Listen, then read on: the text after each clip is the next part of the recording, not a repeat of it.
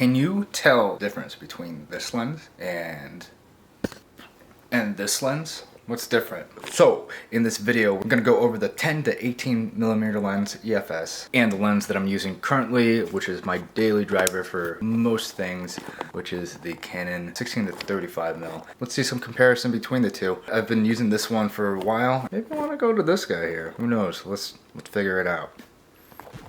All right, you guys, so now we are at 10 millimeters again, arm all the way out. Doesn't seem like too much of a difference. When you go really, really wide, especially on this lens, actually does a good job keeping everything kind of from warping in the background over here, because you get a lot of that effect with wider lenses. And this one's really nice. I haven't used this lens in a long time. I just wanted to compare the two. This is the 16 to 35. So there's not quite, I can't really tell from this angle here. This is with my arm straight out all the way, holding the camera. So maybe it's about that much more to 10. I have a base plate on, so I'm scooping my fingers all the way to the front so the camera can go a little bit further back, so I can just compare how far 10 to 18 was. This one, right about here, this is at 16 mil, arm all the way out, and this is real heavy, so I'm gonna switch back to the other one.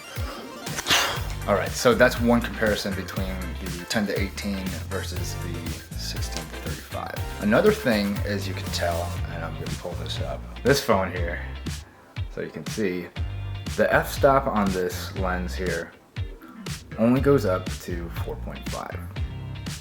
So you can't get it down to the 2.8. I'll show you right now in comparison what that looks like. What's gonna happen is the background is gonna be a little bit more blurrier with the 2.8, but right now you can pretty much see everything in the background for the most part. Everything is pretty clear. So let's go on to the other lens so you can see what I mean by that. Ready? All right, so now you can tell this is at a 2.8, f2.8. Let's bring that up on the camera here. So now you can tell that I have the 2.8 on. I have the Canon 1635 on, and you can tell that it goes down to f2.8. Now you can also see behind me that it's a little bit more blurrier, and I'm kind of more in frame than the background. There's another comparison for you between the two lenses. All right, now let's talk about price comparison. Right now I'm on the 16 to 35 L Series lens, and this one right here, again, is the 10 to 18. This guy right here is actually kind of expensive for a lower grade lens. This runs about 435, maybe like 345, somewhere around there. I've just got to get my numbers right on that. This is actually pretty expensive for a lens that is actually on the lower side pricing. People that don't really care about the bokeh in the background and just want to maybe vlog, maybe photography or videography isn't like a huge thing, so they're not really worried about a lot. They just want to capture the moment. They just want to capture whatever is there. They're a running gunner. I use this lens for some sit-down videos and some vlogging. Not a lot of vlogging. This has actually only been out of my bag maybe about 3 times, and it's been sitting on a shelf for quite some time. But I just wanted to compare the two because I almost forgot what it looked like when I first got it. This thing is still a beast. It's a backup, for me at least, because I like to shoot with that bokeh in the background, the blurred background. It's more appealing to my eyes when I film and when I take photos, such like that. Now let's go on to this lens right here that you're looking at me with right now. So let's do that.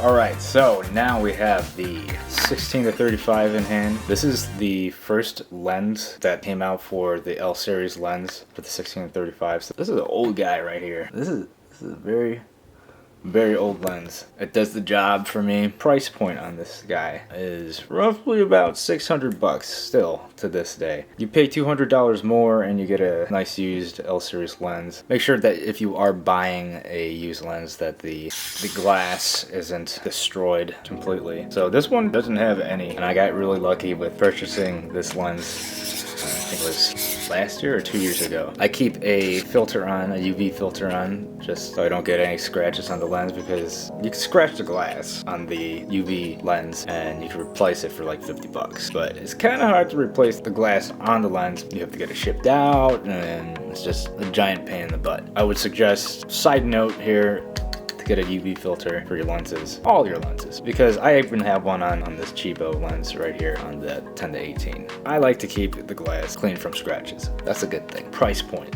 The updated 16 to 35 lenses are really expensive. So you're looking at over $1,000, maybe a little under 1,000, 900. And then the ones that are for the EOS R, the R lineup, those prices are very astronomical, $2,000 or more. You're gonna get a way better image. Talk about the bokeh. That's the biggest thing, is to have that bokeh in the background. That's why these things are so expensive, because their f-stops go down really low.